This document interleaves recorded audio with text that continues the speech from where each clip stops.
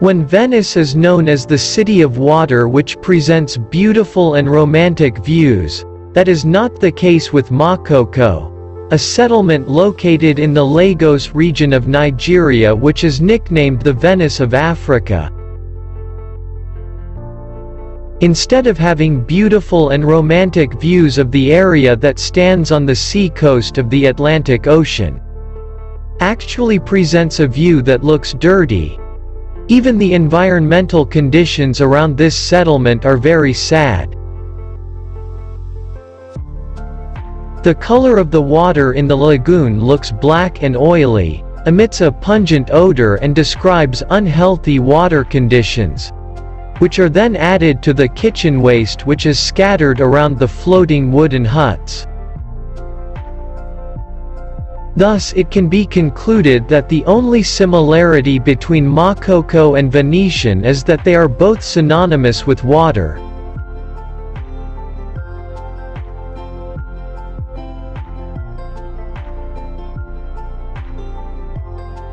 Makoko is an informal fishing settlement that has no official census records, so there is no exact record of the population in this area. But preliminary estimates suggest that Makoko has a population of around 150,000 to 250,000 people, who only have access to a single English-speaking primary school, located in the center of this area. Makoko was formed in the 18th century as a small fishing village which then spread rapidly to form the large settlement it exists today.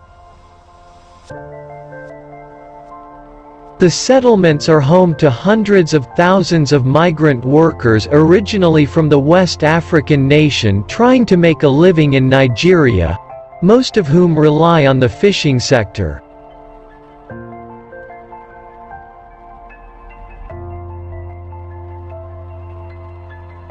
Water is an integral part of people's lives in Makoko. Because of that, all the buildings in this area are based on stilt houses built from wood that are stuck deep into the water.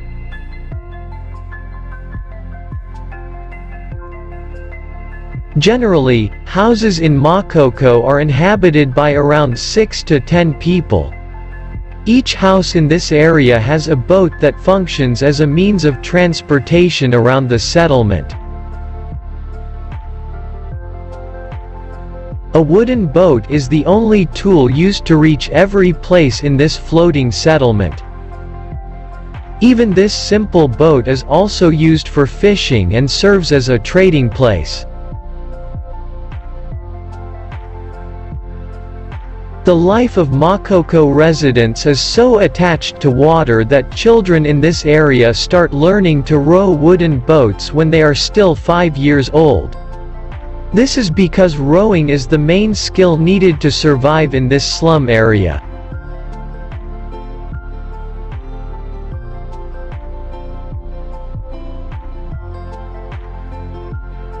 For decades, Makoko did not have the basic infrastructure to be considered a livable settlement.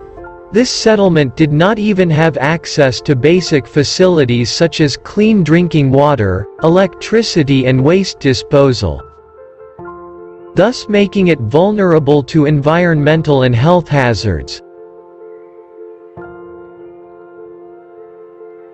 Communal latrines that are shared between households coupled with wastewater that flows directly into the waters where they live, make the water in this area no longer able to support marine life.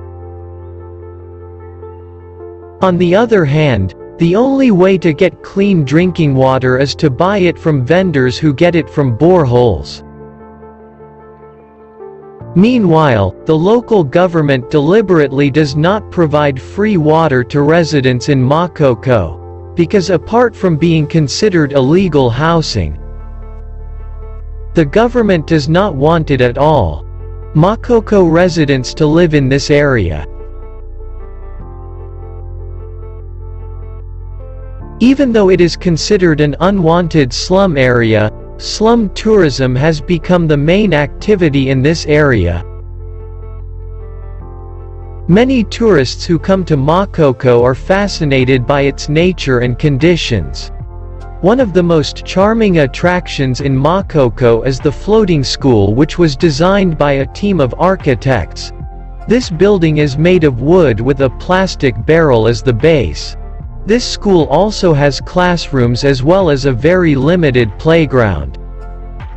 The structure of this school building is made up of 3 floors, has a building shape like a triangular prism that can float on water, with a building base made of 256 plastic drums. The floating construction is made from local wood, is powered by solar panels and can accommodate 100 students.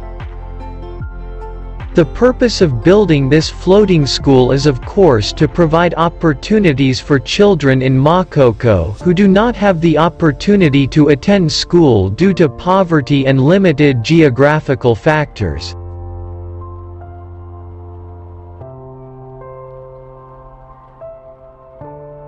Even though they receive many visits from tourists, Makoko residents rarely welcome them properly, because residents are always on guard and regard these tourists as spies from the government.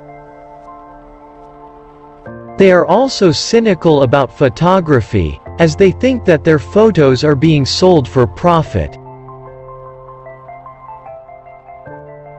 Government efforts to displace Makoko residents in recent years have created bigger problems for relocating homeless people. As residents believe that Makoko is their only culture and thus must be preserved by the government.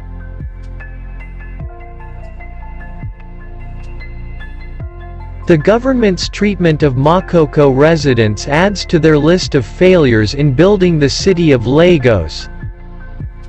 The government has long wanted the city of Lagos to become a giant, magnificent city built on the seafront with tall buildings and a prosperous and orderly seaside life.